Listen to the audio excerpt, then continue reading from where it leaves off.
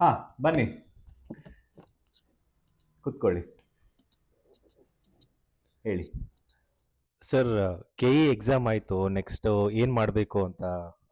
ಹೇಗಾಯ್ತು? ಚೆನ್ನಾಗಾಯ್ತಾ? ಹಾಂ ಸರ್, ಚೆನ್ನಾಗಾಗಿದೆ. ಬಟ್ ಕನ್ಫ್ಯೂಷನ್ ಇದೆ ಸರ್, ತುಂಬ ಕನ್ಫ್ಯೂಷನ್ ಇದೆ. ನೆಕ್ಸ್ಟ್ ಏನು ಮಾಡಬೇಕು ಅನ್ನೋದು. ಸುಮಾರು ಸ್ಟೂಡೆಂಟ್ಸ್ ಇದೇ ಪ್ರಾಬ್ಲಮ್. ಎಲ್ಲರೂ ಈಗ ಕೆ.ಇಗೆ ಒಂದು 2 ತಿಂಗಳಿಂದ ಕಾನ್ಸಂಟ್ರೇಟ್ ಮಾಡ್ತಾ ಇದ್ರು. ಆ್ಯಂಡ್ ಸುಮಾರು ಜನರಿಗೆ ಈಗ ನೆಕ್ಸ್ಟ್ ಏನು ಮಾಡಬೇಕು ಅಂತ ಕನ್ಫ್ಯೂಷನ್. ಸೊ ಯುನೋ, ಈಗ ನಿಮಗೆ ಗೌರ್ಮೆಂಟ್ ಸರ್ವಿಸ್ ಎಂಟ್ರ್ ಆಗಲೇಬೇಕು, ಯು ವಾಂಟ್ ಗೌರ್ಮೆಂಟ್ ಜಾಬ್ ಅಂದರೆ you will have to continue this preparation. ಈಗ ಏನು ನೀವು ಕೆ.ಎಗೆ ಎಷ್ಟು ಸೀರಿಯಸ್ ಆಗಿ ಓದ್ತಾ ಇದ್ರಲ್ಲ, ಅದೇ ಒಂದು ಸೀರಿಯಸ್ನೆಸ್ಸಲ್ಲಿ ನಿಮ್ದು ಇನ್ನೂ ಪ್ರಿಪ್ರೇಷನ್ನ ಕಂಟಿನ್ಯೂ ಮಾಡಬೇಕು. ಸೊ ಈಗ ಸುಮಾರು ಎಕ್ಸಾಮ್ಸ್ ಬರುತ್ತೆ ಇನ್ನು ಮುಂದಿನ ತಿಂಗಳಲ್ಲಿ. So first of all UPSC exam ಅಂತೂ ಮೇ ಅಲ್ಲಿ ಫಿಕ್ಸ್ ಆಗಿದೆ. ಅದೇ ರೀತಿ KS ಕೂಡ ಹೊಸ ನೋಟಿಫಿಕೇಶನ್ ಬರ್ಬೋದು ಅಂತ ಹೇಳ್ತಾ ಇದ್ದಾರೆ.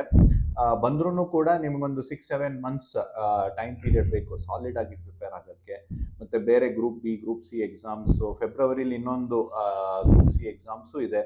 ಸೊ ಈ ರೀತಿ ನೀವು ಗೌರ್ಮೆಂಟ್ ಜಾಬ್ ಎಂಟ್ರ್ ಆಗಲೇಬೇಕಂದ್ರೆ you have to continue your preparation. ಈಗ ನಾವೂ ಅಷ್ಟೇ, ಈಗ ಒಂದು ಗೌರ್ಮೆಂಟ್ ಜಾಬ್ ಸೇರಬೇಕು ಅಂತ 3-4 ವರ್ಷ ಕಷ್ಟಪಟ್ಟಿದ್ದೀವಿ. ಅದಾದಮೇಲೆ ನಮಗೂ ಒಂದು ಪಾಸಿಟಿವ್ ರಿಸಲ್ಟ್ಸ್ ಬಂದಿರೋದು.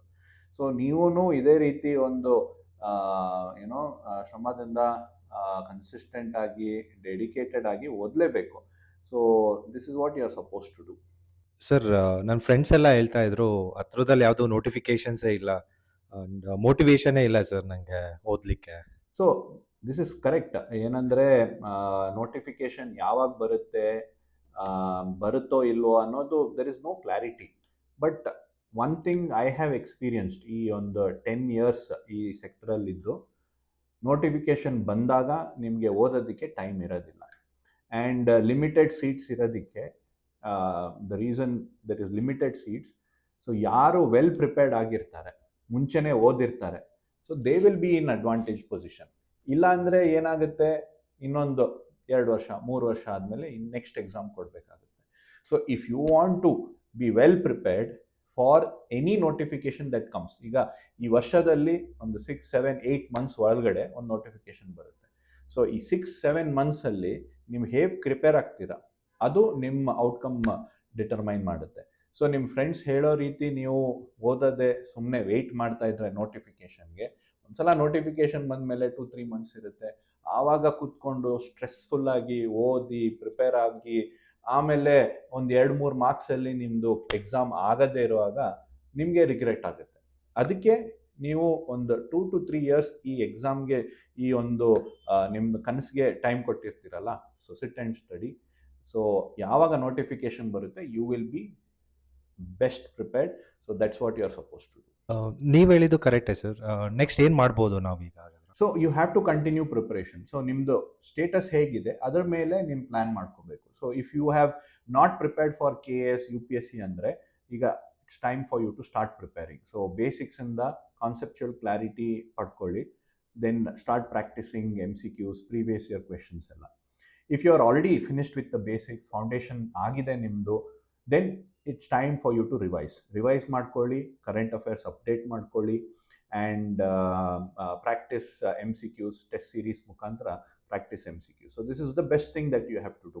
ಸೊ ಆಲ್ವೇಸ್ ಹೈ ಟಾರ್ಗೆಟ್ಸ್ ಇಟ್ಕೊಳ್ಳಿ. UPSCನೇ ಮಾಡಬೇಕು ಅಂತ ನೀವು ಒಂದು ಟಾರ್ಗೆಟ್ ಇಟ್ಕೊಂಡು ಪ್ರಿಪೇರ್ ಆಗಿ, ಯಾವುದೇ ಎಕ್ಸಾಮ್ ಅದಾಗಿ ನೀವು ಕೊಟ್ಟರು ಕ್ಲಿಯರ್ ಆಗೇ ಆಗ್ತೀರಾ. ಸಿ ಫಾರ್ ಎಕ್ಸಾಂಪಲ್, ನಾನು KS ಕ್ಲಿಯರ್ ಆಗಿದ್ದು, that was not my target. My target was UPSC. ನಾನು 3 ಸಲ ಇಂಟರ್ವ್ಯೂ ಕೊಟ್ಟೆ, but I could not clear UPSC in spite of that. But KS ಆರಾಮಾಗಿ ಆಯಿತು. ಯಾಕೆ? ನಂದು level of preparation was at the level of UPSC. So KS ಸುಮ್ಮನೆ ಹಾಗೆ ಬರದೆ ಹಾಗೆ ಕ್ಲಿಯರ್ ಆಯಿತು. ಅದೇ ರೀತಿ ನೀವು ಕೂಡ prepare for the highest exam. ಈಗ UPSC ಬರ್ತಾ ಇದೆಯಲ್ಲ ಮೇ ಅಲ್ಲಿ, why should you not target that? Why should you not prepare for it ಅಲ್ವಾ? So this is what you are suppose to do. So ಎಂತೆಂಥವರು UPSC ಎಕ್ಸಾಮ್ ಬರೆದ್ಬಿಟ್ಟು clear ಆಗೇ ಆಗಿದ್ದಾರೆ. So there are so many examples. ಹೇಳ್ತಾರಲ್ಲ, 12th fail ಆಗಿದ್ದೆ, ನಾನು PUC fail ಆಗಿದ್ದೆ, ಡಿಗ್ರಿಯಲ್ಲಿ ನನಗೆ ಬರೀ 40% ಬಂದಿತ್ತು. ಐ ಆಮ್ ಶ್ಯೂರ್ ನೀವೂ ಕೂಡ ಈಗ ನಿಮ್ಮ ಡಿಗ್ರಿಲೆಲ್ಲ ಒಳ್ಳೆ ಮಾರ್ಕ್ಸೇ ಬಂದಿರುತ್ತೆ. ಯಾರೋ ಹೇಳಿರ್ತಾರೆ ನಿಮ್ಮ ಕೈಲಿ ಆಗೋದಿಲ್ಲ, ನೀವು ಯಾವುದೋ ಗ್ರೂಪ್ B ಎಕ್ಸಾಮ್ಸ್ ಬರೀರಿ, ಗ್ರೂಪ್ C ಎಕ್ಸಾಮ್ಸ್ ಬರೀರಿ, ನೀವು ಅದಕ್ಕೆ ಪ್ರಿಪೇರ್ ಆಗ್ತಾ ಇರ್ತೀರ. But I am telling you, ನೀವು ಈಗ ಒಂದು ಗ್ರ್ಯಾಜುಯೇಟ್ ಆಗಿದ್ದೀರಾ, ನೀವು ಒಂದು ನಿಮ್ಮ ಕೈಯಲ್ಲಿ ಡಿಗ್ರಿ ಇದೆ ಅಂದರೆ ಐ ಆಮ್ ಶ್ಯೂರ್ ನೀವು ಯು ಪಿ ಎಸ್ ಸಿನೂ ಕೂಡ ಕ್ಲಿಯರ್ ಮಾಡ್ಬೋದು. It requires a right approach, it requires consistency and dedication, ಆಯಿತಾ. It requires a very good strategy. So ಆ ರೀತಿ ಆ ಸ್ಟ್ರಾಟಜಿ ಇಟ್ಕೊಂಡು ಮಾಡಿದ್ರೆ ಏನು ಬೇಕಾದರೆ you can achieve. So I am telling you, U P S C or K S ಇದು target ಇಟ್ಕೊಂಡು ಮಾಡಿ, ಬೇರೆ ಎಲ್ಲ ಎಕ್ಸಾಮ್ಸು ಆರಾಮಾಗಿ ಕ್ಲಿಯರ್ ಆಗ್ತದೆ. Thank you so much sir. ನಾನು ಅದನ್ನೇ ಕಂಟಿನ್ಯೂ ಮಾಡ್ತೇನೆ, ನೀವು ಹೇಳಿರೋ ಎಲ್ಲದನ್ನು ಕೂಡ ಕಂಟಿನ್ಯೂ ಮಾಡ್ತೀನಿ. Good good.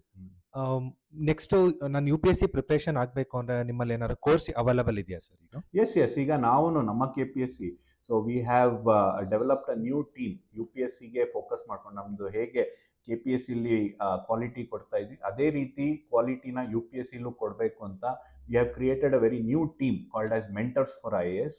ಸೊ ಈ ಟೀಮ್ ಮುಖಾಂತರ we are starting new batch. ಈ ವೀಕಲ್ಲಿ we are starting on Thursday. So ಆ ಬ್ಯಾಚಲ್ಲಿ we are focusing on the current trends on U P S C. So ಈ ಕೋರ್ಸಲ್ಲಿ you are not only preparing for U P S C but also for K P S C.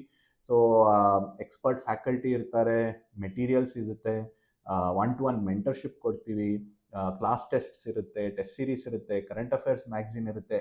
Everything that you need to clear this examination will be provided to you under one roof. So this will be very very useful. So ಈಗ ನೀವು U P S C ಮಾಡಬೇಕು ಇಲ್ಲ K P S C ಮಾಡಬೇಕು ಅಂತ ಏನಾದರೆ ಕನಸಿಟ್ಕೊಂಡಿದ್ರೆ and you need help, please do come join our course and you will be really thankful later. Yes.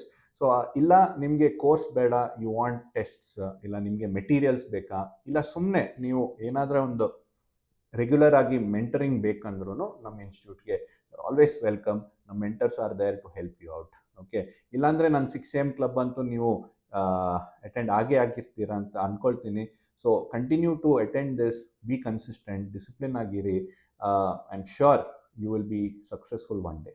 Thank you so much sir. All the best.